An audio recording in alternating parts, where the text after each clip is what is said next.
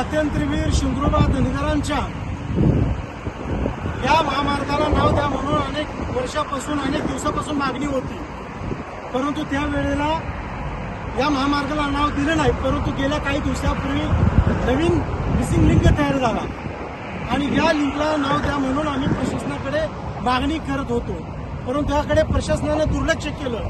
म्हणून आज या ठिकाणी एका मेंढपाळ बांधवाच्या वतीनं या मिसिंग लिंकला स्वातंत्र्यवीर शिंद्रोबा धनगर नाव देण्यात आलेलं आहे.